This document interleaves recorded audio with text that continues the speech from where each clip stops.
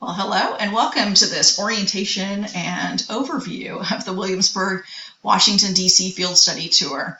I'm Laura Caruso, and I will be the person that's providing your pre-trip instruction, your instruction on site, and handling all of the logistics of planning the trip. So I felt like it was important that you get to know me, even if it was over this medium of video. So let me make myself small and we'll get into some of the details here. So first of all, a little bit about me and where I come from. This is my family, or as it was, my husband Brett and our only daughter Kaylin. And we began the home education adventure back in 2001, so quite a number of years ago now. And very shortly after that, became involved with a local co-op in St. Cloud, Florida called Team Homeschool Co-op. And there in the image that you see on the right is my dear friend Joy, who had the vision for the co-op and began it. And then I jumped in with her and we wound up co-directing that organization for many years. It was right there at the beginning, though, that something really transformative happened in my life. And that is, you know, your first year, or maybe you don't. You guys are probably super confident and just have it. But we began homeschooling in third grade. And so just not wanting to mess this up, I registered with a large private school in Orlando that had a homeschool division, and they would keep our records and, you know, met with us regularly to be sure we were meeting all the requirements. And then one of the things that they required was, just like they required for their, you know, on-site full-time teachers for all of the homeschooling mamas, we were also required, just like the teachers, to do in-service training. And so we had our choice of the number of different classes, and on the roster there was one called Teaching History from a Biblical Worldview. I went, oh, I like history. Let me take that. Well, I'm here to tell you this was life-changing for me. Truly changed the direction of my life. Because as I sat under the very able instruction of an incredible lady that I believe God placed in that place at that time, my jaw literally dropped and the proverbial light bulbs were going off. Because while I had always enjoyed history and learning the stories and all that, I had somehow missed this idea that God's sovereignty and the stories of history, that went together. that God carved out at creation the beginning of time. So out of all of eternity, he started time, and at some point in the distant future, or not too distant future, we don't know, he's going to end time. But all of that in between is truly his story. It is what God is accomplishing through men and nations and circumstances. It's how he is building his kingdom and accomplishing his will here on earth. It is not the story of man and what he's been up to. Now, does God use men? Absolutely. Does God use nations? Totally. But those are secondary. And so when you begin to see history from that perspective, it kind of lights you up. And recognizing the truth that God is the same yesterday, today, and forever. Okay, well, so if we know the miracles that he wrought in ancient history, and I'm reading, you know, I'm digging into primary resources and reading about, you know, our founders and talking about, you know, the providence of God and this evidences that they saw all around them, and miracles that he performed over and over, all these things. Well, that's the same God that we serve today. And suddenly the study of history is pretty compelling. Now, I have to tell you, I had kind of two reactions to this. Number one, total excitement. I was into it. I could hardly wait. I wanted to dig in. And the approach that I was being taught was something called the principle approach. It's a methodology for teaching history. And what it really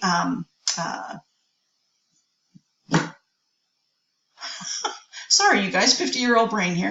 But what it really encourages is for the teacher to become the living textbook, to dig into the primary resources, to really own this material so that when you go to teach it to your young people, you're teaching with authority and excitement. And so that's what I set out to do. And as I said, there were two responses that kind of immediately came. First, great excitement at all this incredible truth that I was learning and things I was seeing for the first time, but also incredible disappointment and almost anger that having I graduated a local public high school and received the, Best History Student Award. And yet I didn't know any of this. There was so much that I had not been exposed to about our own nation's history and things that had happened around the globe. And I thought, this is important. It is important. It's vital. In fact, understanding the Judeo-Christian roots of our liberties is vital, because if we don't know where they came from, we can't protect that source and we lose them. So it became a passion of mine to really obviously teach my own daughter, but here I was in this co-op setting where I was able to teach these things to a small group of young people and grow myself from 4th grade to 5th grade to 6th grade all the way up through high school, and continue to study and learn and present, material that was appropriate for the age level that I was teaching. So God was gracious to not just put me right into high school, but let me come up and grow with this group of young people. So obviously that's been many years ago now, and I continue to study and to learn and to grow and to pray today, and hopefully to become a better teacher along the way. So why the trips? Well, pretty early on, the thought occurred to me that we're learning about these people that clearly saw themselves, I'm but an instrument of God in this effort, recognize that God was using them to accomplish his purpose. So incredible heroes of history, wonderful events that we can talk about where the providence of God is so evident.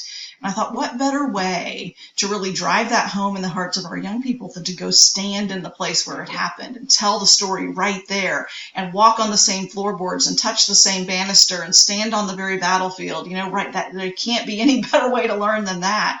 And so that really was the impetus behind, beginning these trips, the first little one in 2004, and then the first big one, like 40 people in 2007. And praise God, y'all, I love to do this. I love to do this. And God has been so gracious to allow me to continue to do this for 12 years now. Along the way, I also had some involvement with an organization called Teen Pact Leadership School. So our daughter Kaylin and many of the folks at our co-op were involved with this ministry, and I strongly commend it to you if you're not already familiar with Teen Pact Leadership Schools. I wound up becoming the state coordinator for Teen Pact here in Florida for a couple of years, so just a little bit more if that helps you give a window into me. Our daughter Kaylin went on to Liberty University, and I want to be careful how I couch this because I am a proud mama.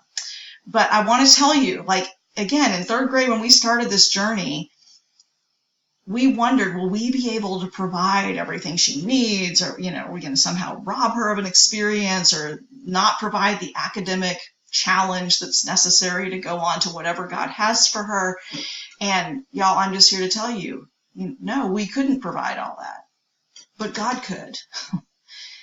And so I hope it's an encouragement to you that if you're walking in obedience, that God is faithful, and he provided above and beyond what we could ask or imagine through that little team homeschool co-op there in St. Cloud. How grateful we are for the families that God brought into our path, for the ministries that he brought across our path as well, that provided just an incredibly rich and wonderfully excellent preparation for Kaylin's next step. So all that to say, she went on to graduate from Liberty University, and all these folks in the picture are my extended family. I'm the oldest of 4, so lots of brothers-in-law and sisters-in-law and nieces and nephews in the picture. She will graduate with a 4.0 in the honors program. So guys, again, this is not patting me on the back. This is saying, wow, look what God did.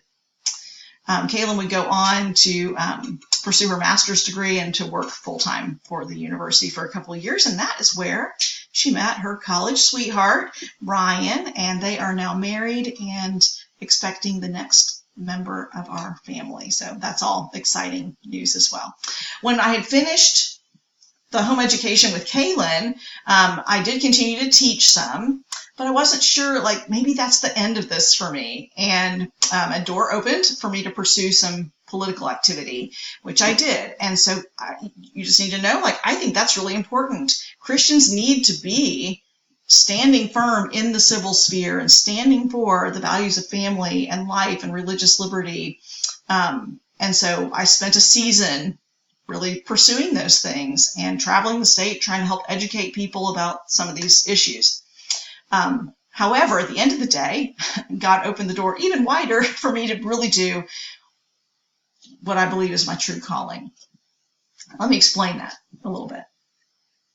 While I think it's vital that we be out there in the culture and standing for righteousness, I also recognize that at the end of the day, real culture change has to happen internally to the external, that it has to start in the hearts of individuals and work its way out into families and churches and the civil realm.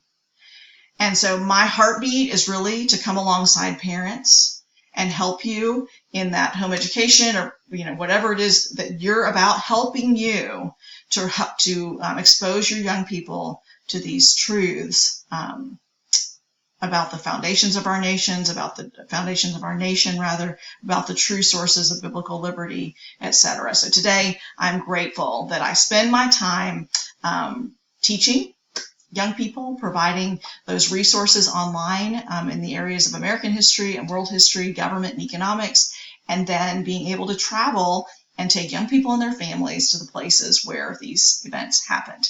So at the very beginning of all of this, those first years that I mentioned to you, there were a couple passages of scripture that just became really important and meaningful to me, and I want to share them with you.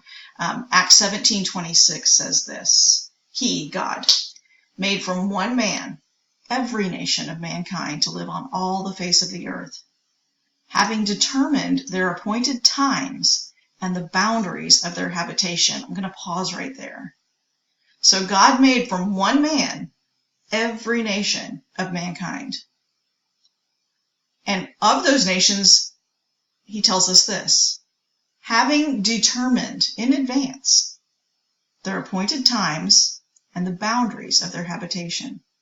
So God determined in advance for the nations when they would rise and fall, when they would be at their strongest point, right? When they would decline, and their very boundaries. Well, wait a minute. I thought, we signed peace treaties and the United Nations decided.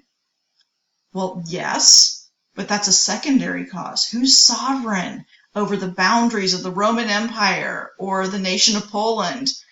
It's God. So to rethink and to readjust my view of history, that the history of the nations is that God determined their appointed times and the boundaries of their habitation. But the next part's the really beautiful part. Why? So that they would seek God. It's his redemptive purpose that's being played out on the stage of history. I mean, doesn't that compel you to want to know more about what God has been doing throughout all of time? And then there's this, Psalm 78 says this: listen, let me move me out of the way here. All right. Listen, O my people, to my instruction. Incline your ears to the words of my mouth. I'll open my mouth in a parable. I will utter dark sayings of old, which we've heard and known, and our fathers have told us. Guys, those dark sayings of old, those are the old stories. I'm gonna open my mouth in a parable. I'm gonna utter those dark sayings of old. We will not conceal them from their children, but we will tell to the generation to come the praises of the Lord and his strength and his wondrous works that he has done. For he established a testimony in Jacob, appointed a law in Israel, which he commanded our fathers they should teach them to their children, that the generation to come might know. Okay, that's your children, the generation to come. Even the children yet to be born. Okay, those, if I have students watching, those are your children, the ones yet to be born. That they may arise and tell them to their children. Okay, that's your parents' great-grandchildren that are yet to be born.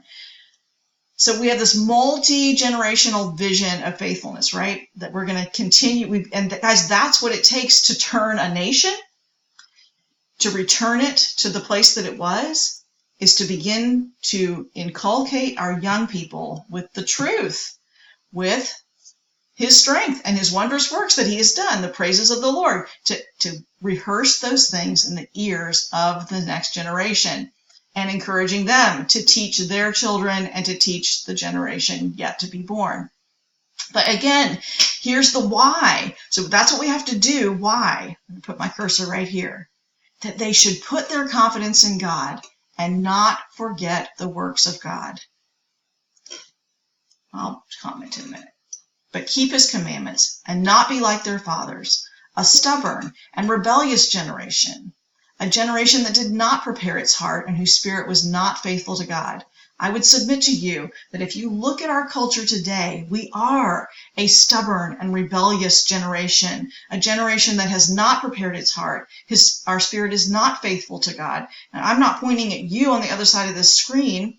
I'm saying, look at the culture around us today. So praise God for those who are standing in the gap, who are trying to hold the line, to try to teach righteousness to their children.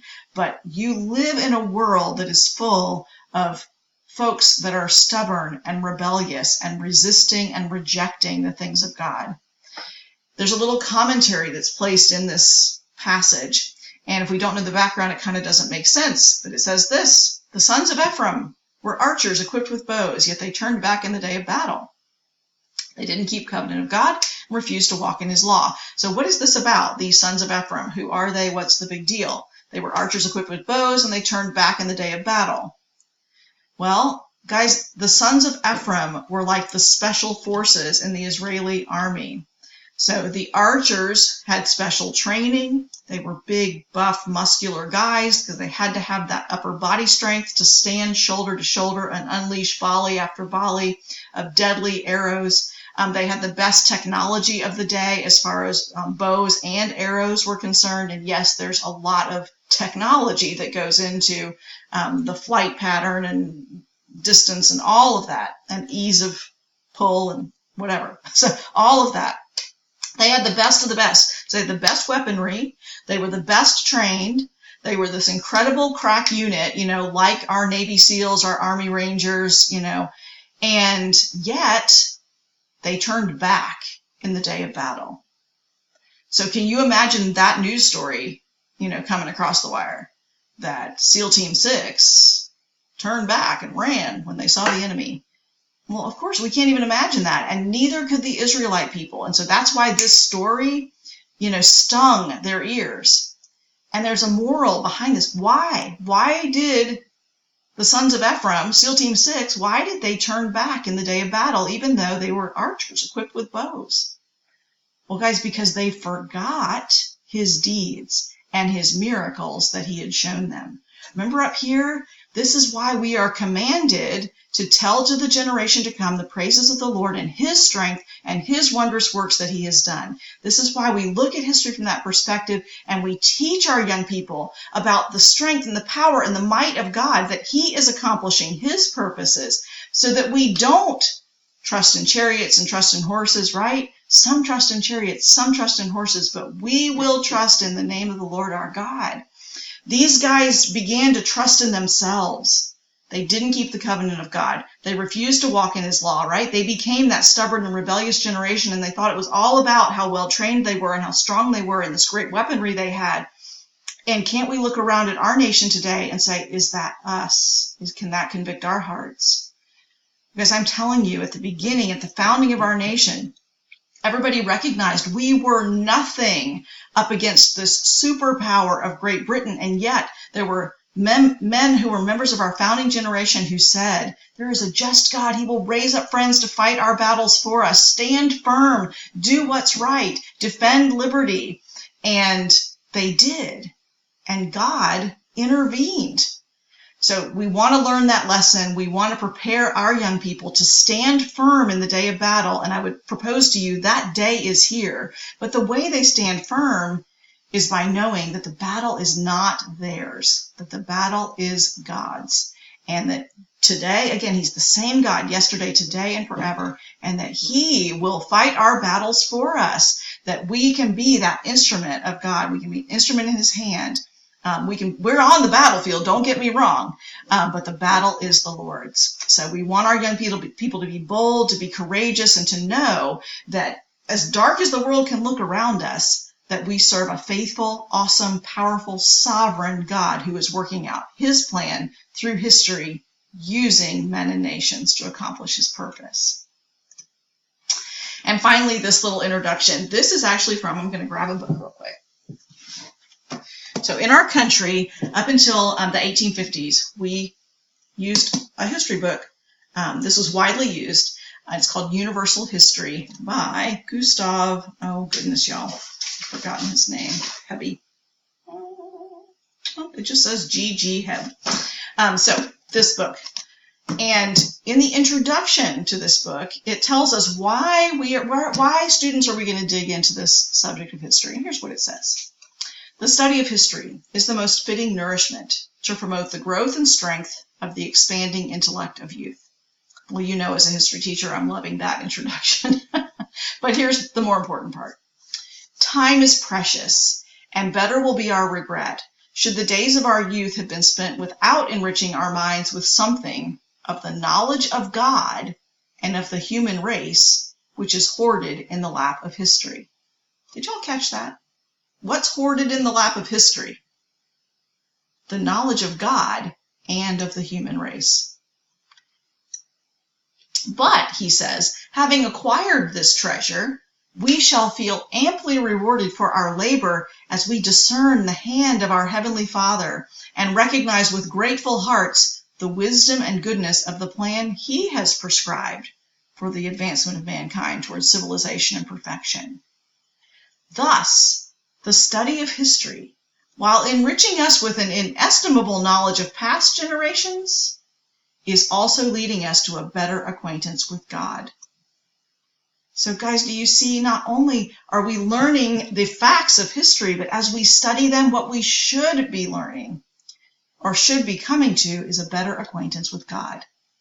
This author says, clearly are we taught that he extends his protecting hand over all his children, that all are called into being to fulfill some wise purpose. You who think that chance has brought forth all that exists and that chance decides the fate of nations and individuals, read history with becoming attention, and you will soon acknowledge your error and joyfully testify to the great truth that an intelligent, all-wise, and benevolent being is the creator and ruler of the world.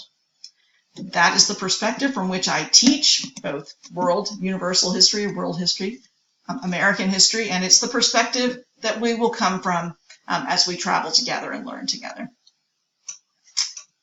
Now let's get into some of the logistics of the trip. So this trip focuses on the historic triangle here and on Washington, D.C. So they're about 2.5 hours apart. We start in the historic triangle, which is Jamestown, Williamsburg, and Yorktown. Let's see where we should put me. We'll move me down here. This is a flexible itinerary, just basically what we do on each day. And you'll notice that we start on a Wednesday. And so a lot of times folks will say, you know, why don't you start on a Sunday or a Monday? Like, just do a week. There is a method to my madness, you guys. So when we make that transition over to DC, for example, we want to make sure that we're making the transition on the weekend and that we're not dealing with business travelers and rush hour traffic. Anyway, there are some other things like that. There's a reason that I plan the trip the way I do. Now, if your group does need to do different dates, just get with me and we'll work that itinerary out, but this is kind of my standard itinerary. Also on the website, there's a place for you to download and print a sample itinerary. So if you want to have that in front of you, maybe pause my video and have it in front of you to walk through and take notes about what we do each day. And here's how that goes. So on the Wednesday of the trip, sometime that Wednesday afternoon or evening, you'll check into the Woodlands Hotel in Colonial Williamsburg. Now, this is one of the official Colonial Williamsburg hotels, so that comes with some advantages. You have access to the shuttle system, which takes you down to the historic area. There's also shopping and wonderful restaurants in that zone, in that area. It includes a full American breakfast each morning that you're there. It's in a great location, directly adjacent to the official visitor center for Colonial Williamsburg, and it's right where all of the shuttles pick up and drop off. So great spot to be, comfortable and wonderful. This is just an exterior view. Just behind the hotel, there's a restaurant actually right there on site called Huzzah's. So again, if you're getting in late and need to just grab a quick bite to eat, that's a really convenient feature as well. In the morning, we actually line up there right in that portico, get our cars all caravanned, and we head out to Jamestown. We begin our Jamestown day. And guys, the reason we do this is we want to do it in order. So in the order that things occurred. I think that helps our brains and certainly helps our young people's brains to do it that way. So we go to Jamestown, where it all began, where liberty was first planted on these shores with the common law from England. So many firsts occurred in that place, and it's really incredible ground that we're walking on. What's really remarkable is that up until just a few years ago, the belief was that the original James Fort and the land that it sat on had all been washed out into the James River. And now, thankfully, what we've discovered is really like 90% of it is all still there. And so it's an active archaeological site. It is fascinating. And we'll go there first. We'll stand in the very place where Captain John Smith came ashore, where Pocahontas walked. You'll be able to stand in the footsteps of Pocahontas and John Rolfe. We now know exactly where they stood when they were married. So the outline of the church is there. They've uncovered all kinds of fascinating burials, and the stories of those folks are, again, really compelling stories. So we'll dig into some of that. Some of that's in your preparatory seminar. There are a number of archaeologists on site. And over the years, I've gotten to know this young man, Danny Schmidt, and he literally was a very young man when this whole process began. He was about 12 years old, and he lived across the river here. And he'd come across, he said, in a john boat and just kind of hang around and watch the archaeologists working. And, just it was incredible, the things that they were discovering, and such a surprise, really, that he was totally inspired to become an archaeologist and talk with the folks on site, said, okay, what do I have to learn? What do I have to do if I want to do this? And he did all those things, and he's now one of the senior archaeologists. And when he's able, he comes out and chats with us a little bit about what it is they're uncovering out there. So this is actually inside the second church that was built on the site. Now, guys, those brick walls you're looking at are not the walls from that time frame. This was rebuilt later, but you can see the foundations of that 1608 church, right there on the site. So fascinating stuff. Once we're done out there at the archaeological site, we move just around the corner. So it's a quick little 5-minute trip over to a place called Jamestown Settlement. So this is totally Jamestown Day. We're going to focus on that founding period, what was happening in the early 17th century when these first Englishmen arrived. As soon as we get over to Jamestown Settlement, which is kind of a reenactment attraction, the first thing we do is have lunch. So I know that your stomachs are very important on this trip, and if we're going to make it work, it means good food. So man cannot live on pizza and chicken fingers alone. There are great options every day for lunch, and I try to choose places that have great food. And however, there is usually a hamburger, pizza, or chicken finger option. So if that's what you prefer for lunch, you can usually get it. So we go to the Jamestown Settlement Cafe first, enjoy our lunch together, and then they have a really great interactive education center / museum. But it's quite large. And so what I do for you is immediately after lunch, I do like a 30-minute overview tour just to make sure you see the really important things, the highlights of that museum, and then get you outside, because outside is where the action is.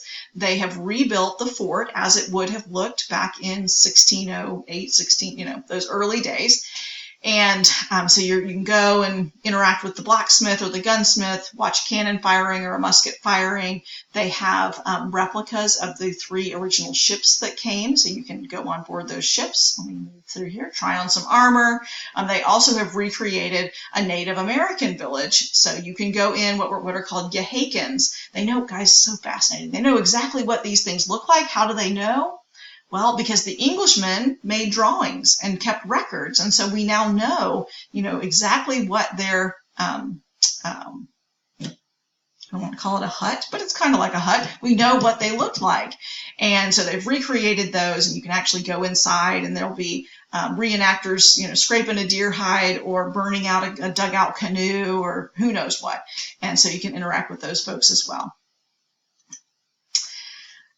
We usually wrap up out there, maybe 3:30, 4 o'clock in the afternoon, take a little break, put our feet up, get dinner, and then that evening I do a walking tour of Colonial Williamsburg. So we meet at this statue, the Lord Botetourt statue, on the campus of William and Mary. And then I do that evening walking tour all through the Colonial district, telling you the stories, talking about the important events, mentioning who stood where, who stood in this very place, what happened here. And guys, the reason that I tell those stories and we do that in the evening is because the next day, Friday, is your Williamsburg Day. So on this day, you'll have tickets to go in and out of the different trades, the shops, all of the attractions there. And they have professional reenactors that are there to teach you about, that time frame, that era. And so I don't want to be interrupting your day all day trying to teach you things. So I'll do my introduction on Thursday evening. And then Friday, you'll be visiting, the Governor's Palace and the Raleigh Tavern and the Capitol Building and the Powder Magazine, all these things, all these places. I put together a little itinerary to help you see, again, the highlights. And so most people will go with me in the morning. We start at the Governor's Palace and have it's like going with somebody that knows what they're doing at Disney, and they can get you in and out quickly. So that's my plan, is to get you to some of the hot spots quick and before things get crowded. So I find that most of the group does come with me, but you don't have to. So as you look at all of what's offered throughout the day on Friday in Williamsburg, if your family prefers to just strike out on your own, you're welcome to do that. Our only scheduled event that day, here's just some pictures of us around Williamsburg. As I mentioned, incredible reenactors. So take those opportunities to talk with these people. This is the reenactor. He portrays the Marquis de Lafayette, and he's just one of the best. There are lots of my favorites, but he does a wonderful job, a very accurate job of explaining the role of the Marquis de Lafayette and his relationship with George Washington and many others. So as I was saying, the only scheduled event that we have all day is your lunch. And we do have lunch at a Colonial Tavern as a sit-down served meal. So that's a nice break during the day. But other than that, and it's at 1 o'clock on that Friday, other than that, you're free to go and see and do the things that you want to do. Some other pictures around Williamsburg. The beautiful gardens. At the end of the day, again, certainly not mandatory, but I highly suggest, at the end of the day, 5 o'clock, they do kind of a closing ceremony with the fifes and drums and some cannon firings and military marches and that kind of thing. Definitely worth seeing and a great way to close your day and close the page on that part of history. So having done the founding at Jamestown, we then go into the colonial period there in Williamsburg. And then the next day, we load up our cars and head out to Yorktown Battlefield. Yorktown is the last major battle of the American Revolution. So we're on the cusp of independence here. And we talk about, the miracles that occurred that allowed for the independence of these United States. But we do it right there where it happened. And so we journey to a couple different spots on the battlefield. We actually are able to get up, on the earthworks and look back towards the town and really understand what siege warfare looks like and the distances that are involved. So that's all pretty fascinating stuff. We then go into the town of Yorktown itself. So that's what you see in this lower left here. There are still period structures that remain. In fact, important period structures. The Customs House is there. The Thomas Nelson Jr. House is there. We know that it was used as the headquarters for the British during this very battle, and it still bears the scars of that battle. So again, to go and stand there and touch it and feel it and see it really brings these things to life for your young people. While we're in the town of Yorktown, we visit the gravesite of a very important and little known signer of the American Declaration of Independence, and that's Thomas Nelson Jr. So we'll tell more of his story there on site, but this truly is a man who gave his life, his fortune, his sacred honor, everything he had for the cause of liberty because he understood where it came from and why those rights were worth dying for. Here's some more Yorktown shots, just mamas and daddies. Oh, a little more Yorktown. Okay, we then have lunch at a great spot, a barbecue spot, and then after lunch, make the transition, the 2.5 to 3 hours, depending on traffic, transition from the historic triangle up to Washington, D.C. So just give you the lay of the land here. So we leave Yorktown and head up to Washington, D.C., where we check into usually the Holiday Inn Alexandria Carlisle. So this has been my go-to for many years. It's a great location. It has very easy access from 495. So you wind up not having to go all the way into the city, which is wonderful for our stress levels as people who are not used to, for the most part, driving in DC traffic. Again, I bring you in on a Saturday. So generally things are quieter anyway. And then again, we exit from 495 and you literally come down the exit ramp, and at the bottom of the ramp, you turn left and you're in the hotel parking lot. So I love that. They have very easy access to a metro station. So it's, again, kind of right about a block away across the street. There's complimentary parking, which is very hard to find in the city. So if you're driving a private vehicle, you are not paying $40 a night to park your car at the hotel. So that's a big plus. We are one metro stop from this location. There are several restaurants right there. There's a CVS that's available right there, but you're one metro stop away from what's called Old Town Alexandria. And it's kind of like, what is it kind of like? Maybe a winter park, but it's, I mean, genuinely old colonial era is what it was. So a lot of restored structures, wonderful restaurants and shopping, but restaurants ranging from high-end seafood and Asian to Five Guys and Subway. So generally everybody can find something that they like to eat there. And you are just 3 metro stops from Ronald Reagan Airport. So that's also convenient for those that are flying. On your way out, you can, I always just walk over to the metro station and take the metro to the airport, or you're very close if you prefer to Uber to get over there. Also convenient, while I'm on the slide, again, if you're flying, you'll need to rent a car while you're in Williamsburg in the historic triangle. You'll need a vehicle to move your family around from place to place and to get over to DC. But what's nice about being so close to the airport is you can drop your car, you can drop your family off at the hotel, drop the car at the airport, and literally the metro is connected to Ronald Reagan. So after returning the vehicle, you can just hop right on the metro and come back to the hotel. Easy little transfer. So the Holiday Inn Alexandria Carlisle has a number of wonderful amenities, including an indoor pool. So I find that our young people really enjoy that at the end of a long day, a place to hang out and socialize. There's also some great outdoor space that they take advantage of as well. This view I've just inserted so you could get a picture of how far you are from the metro. So here's that ramp I was talking about coming off 495. You come to the bottom of the ramp, you make the left turn, and you're actually in the hotel parking lot. This view is taken like from a room looking out, and this is the metro station right here. So it's literally cross the street and walk about a block, and you're in the metro station.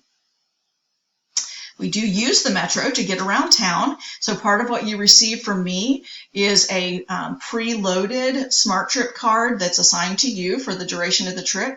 So it'll have all the credit you need to do all the places that we're going. And then if you decide you want to use it to go out in the evenings and explore other things, you may at some point need to put $5 or $10 extra on it, depending on how much traveling you do. But again, it's a wonderful, easy way to use or to get around town by using the metro. And here we are on the metro. Our first day in DC is a Sunday.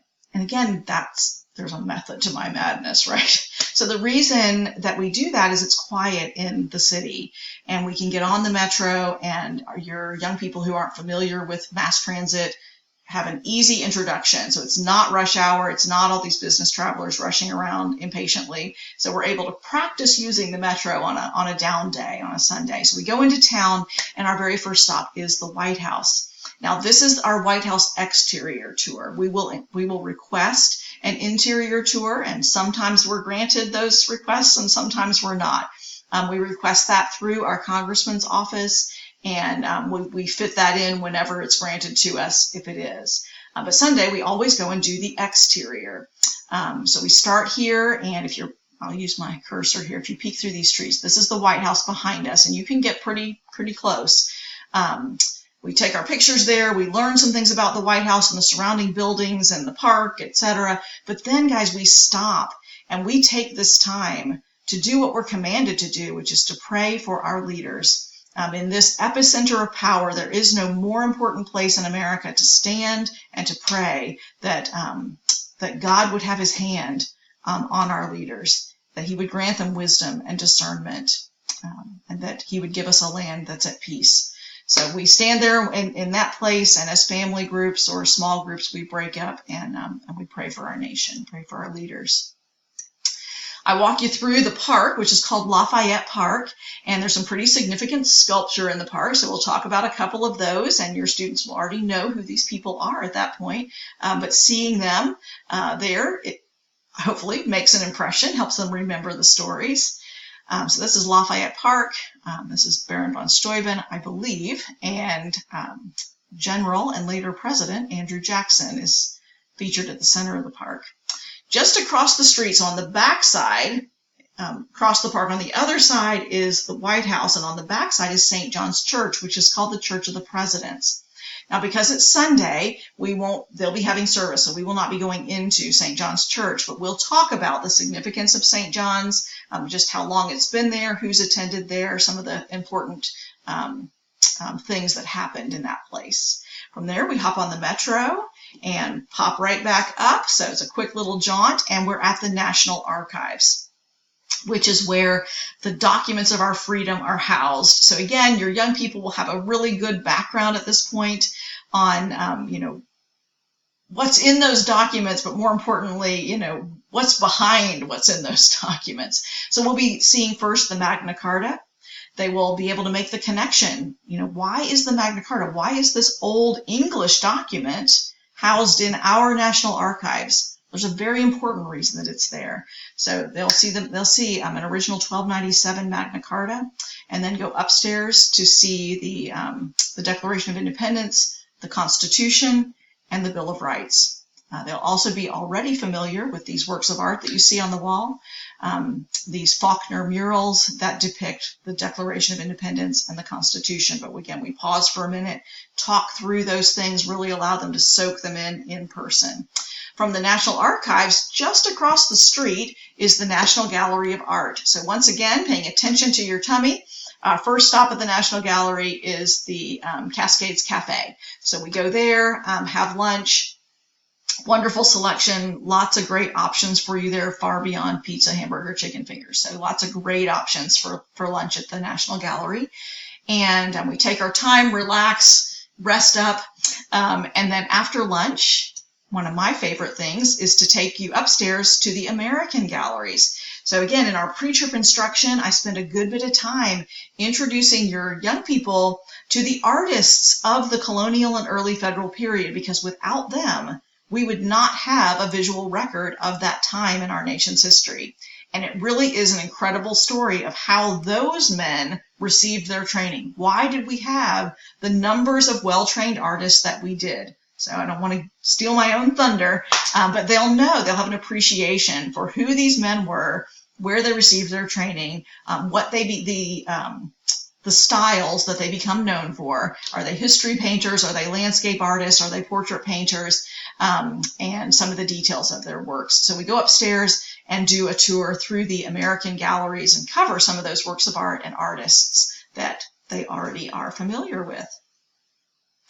And then we're generally wrapped up there, again, maybe 3 o'clock, about 3 o'clock, we're done at the National Gallery. But you've only seen the American galleries. So there may be other areas there. It's a massive it's 2 buildings, in fact, so it's a massive complex. And you could definitely spend the rest of your afternoon there, visiting Renaissance painters and Impressionists and whatever it is that you want to see.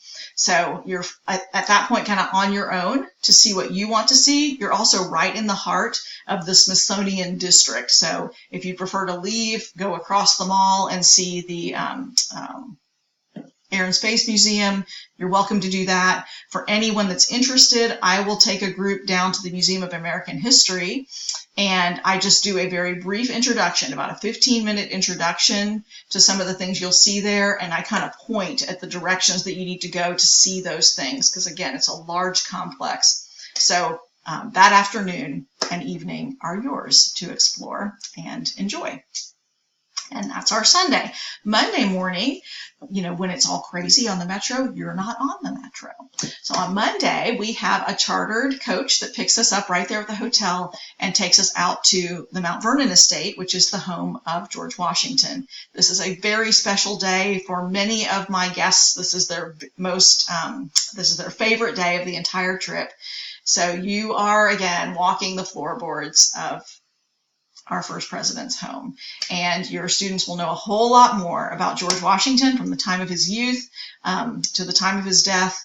And I'm hoping that it's a very meaningful day for them as well. So we do see the mansion. We walk down to the old tomb and also what they call the new tomb is what you see down in the right-hand corner. It's really not new, but it is the final resting place for General George Washington and his wife Martha. And so we spend some time there and really kind of dwell on the significance of how God used George Washington to establish our nation and the godly character of Washington. From the tomb, you have some free time after that, and then we have a 1 o'clock lunch back at the Mount Vernon Inn. It's again kind of a seated, served tavern lunch, so it's a nice break from our day, and we spend some time together there, rest, relax, enjoy good food, and then immediately after lunch, you're kind of back at the more modern complex, so you'll have done the mansion and the grounds at that point, and back at the main or more modern portion, they have not only the restaurant and wonderful shops, but their museum and an expansive education center, interactive education center. So I'll do an introduction to that and make sure that you are kind of remembering some of the things you've learned before you walk into that education center. But there are, how do I describe it? I think they call it a 4D movie. So really neat film experiences, interactive film experiences, very well done. So you'll have the afternoon after lunch completely free to explore the museum, the education center, and to do your shopping. But at 4 o'clock, we're boarding that coach and head back to our hotel. And let me show you. Here's a little bit of the education center. So if that gives you an idea, okay, right back here, see this First in War. That's that 4D movie that you don't want to miss. But you get clearly the picture here, like it's a place meant for touching and moving and interacting, and really awesome museum. And of course, great shopping. The reason we need to get on the bus and get back to the hotel is that you'll need to grab dinner. So this is a night when you either want to have pizza delivered or something else delivered by Uber Eats, or run across the street and grab something, because we have a really short break. At 6 o'clock, we're back on our coach and we're doing a private monuments and memorials tour that evening. So I'll be with you. Obviously, it's with me, but we go and step on, step off. So they bring us to the Jefferson Memorial. We get off. We go explore. We learn a few things. We take our pictures. We're back on. We head over to the Lincoln Memorial. We'll include the Korean War Memorial, the Vietnam Memorial, and World War II Memorial. And then if we have time, we'll add Iwo Jima as well. So it just always depends on kind of what traffic is looking like that evening. But the ones I mentioned to you, we will do. So that evening, Monuments and Memorials Tour. You may be wondering about the Washington Monument that you see up in the upper corner there. The Washington Monument's actually closed. You can't go inside. And the best way to experience it, since you can't go up inside it, is to see it from far away, not right up close, right? So we actually, we do the Washington Monument, we talk about it and get all your pictures, but we do that from the Jefferson Memorial, which is just across the tidal basin. So that one we cover as well. All right, the next day is really your first day on the Metro with all the business travelers, right? So it's Tuesday, and we head up to Capitol Hill. It's a straight shot, so this is not hard stuff. But we get on up to Capitol Hill, and once we're on Capitol Hill, dependent on the, we work through a legislator's office to provide our tour of the United States Capitol. So dependent on their schedule, we will do the Supreme Court, the Library of Congress, and the U.S. Capitol. But they tell us when we can have our Capitol tour and go into the House of Representatives chamber. So that day is always a little bit, shifting and changing sometimes, but we do see all of those things. It's just the order in which we see them. So I think I've given it to you here with our Capitol tour. I actually am allowed to conduct that for you, which is wonderful. You have a technology with me. I failed to mention this at the beginning, but I use a new technology. It's a radio receiver that you wear. So this small radio receiver, you can bring your own earbuds or I'll provide you some, but you're listening to me as I talk to you on headset. So you don't have to stay super close to me all the time. And even if there is activity or a noisy situation, you're still able to hear me. So it's particularly nice on our Capitol Hill day. The Capitol is often crowded and full of sightseers. So I'm able to give you your Capitol tour, to go into the rotunda, to point out all these wonderful things that you've already been learning about, but now you're seeing in person. We visit all of the important spots in the Capitol and talk through their significance there. And get our pictures taken in front of the Capitol. This is the Statue of Freedom, and this is actually the plaster cast for the bronze that, this is the original plaster cast for the bronze statue that tops the Capitol Dome. So it's wonderful. It's right there in the Capitol Visitor Center where you can get a feel for what she really looks like, because there's no way to see from ground level, all of the detail of this statue. So it's wonderful that it's there. This is also where we have our lunch. So the Capitol Visitor Center has another wonderful, they call it a cafeteria, but guys, it's great food. So they've come a long way. And so we'll have lunch there that day. And if we've already had our Capitol tour, then we'll move on from there to see the Supreme Court and the Library of Congress. The Capitol building is actually connected by tunnels to the Library of Congress. So that would be our next stop. Again, I'll do your tour there. And then we head over to the Supreme Court, also up on Capitol Hill. We go inside. It's generally a brief tour. They don't have a lot for you to see, but there are some exhibits on the ground level, so we do a quick visit there. And then it just always depends on the schedule of the court, but if they are not in session, generally they'll have, a velvet rope, but the doors to the courtroom open, and we can go upstairs and process by the courtroom doors and get a view for what the courtroom looks like, where those 9 justices preside. Tuesday evening is yours to do with what you please. And then Wednesday, we get up in the morning, do a very short little metro trip to Arlington National Cemetery. From there, once we arrive and get through security, there's a trolley system that we take advantage of. Not everybody does. Some prefer to walk, but it's a lot of walking, and you'll have been doing a lot of walking. So we use the trolley system to get you to the Kennedy graves and to, of course, the Tomb of the Unknowns and the Memorial Amphitheater there. We spend a good bit of time at that location and then get back on the trolley and we head up to Arlington House. Now, as I shoot this video right now, Arlington House is actually under a major renovation. And so groups that are touring with me right now, it won't be reopened, I don't think, until late in 2020.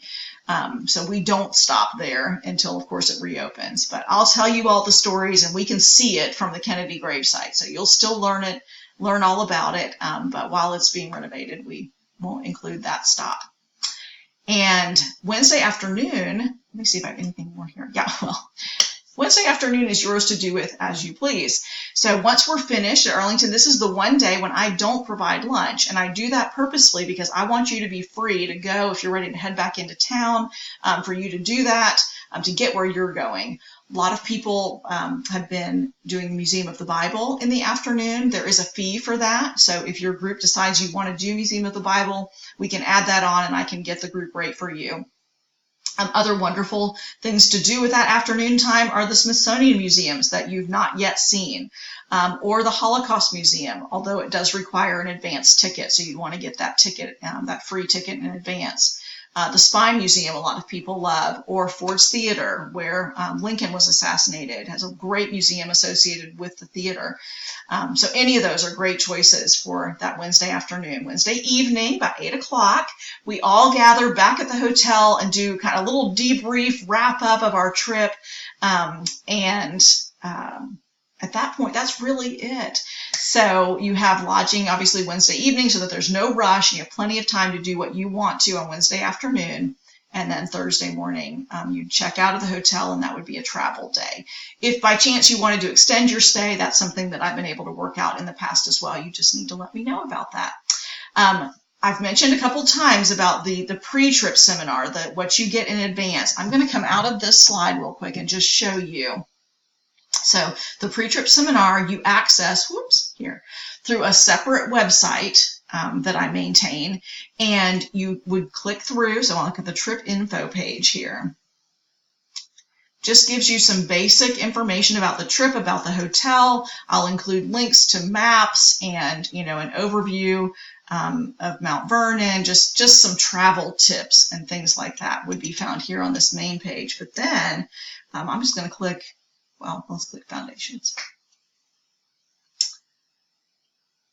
This is where you access the pre-trip videos, so the lecture videos. Much like I'm doing right now, there's a PowerPoint presentation that students go through, and I would recommend you do it as a family. You'll have a hard copy of a set of note sheets that have some color pictures that you cut out and you glue in the correct places as we work through these note sheets. It is more than 15 hours of pre-trip education so that you really can appreciate what it is that you're seeing when you're there on site. So you'll want to start early with that and space it out, not do it all the way through on your way to DC, right? That would not be kind to your children. But this is what the website looks like. So again, once you've registered, you have access to this each week. Let me just click here, Jamestown.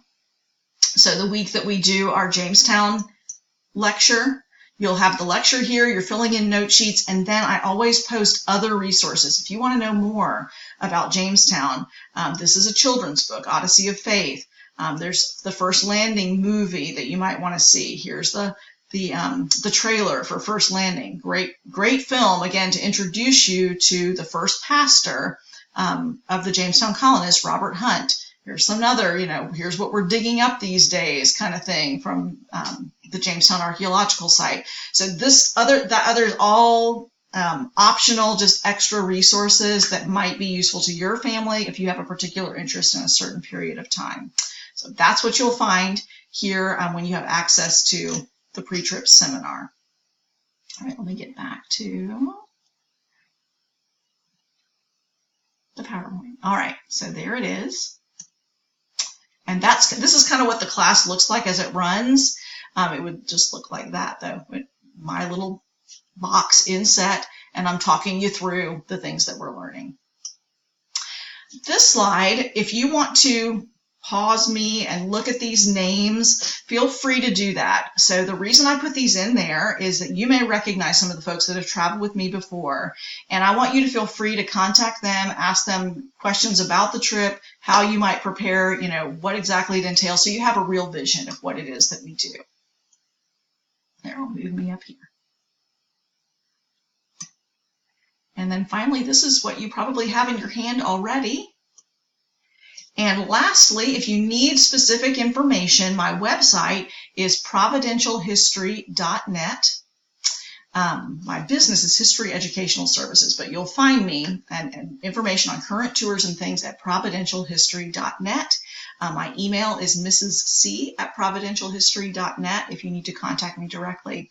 I hope that's been helpful. Thank you for bearing with me and learning all about what a field study tour to Williamsburg and Washington looks like.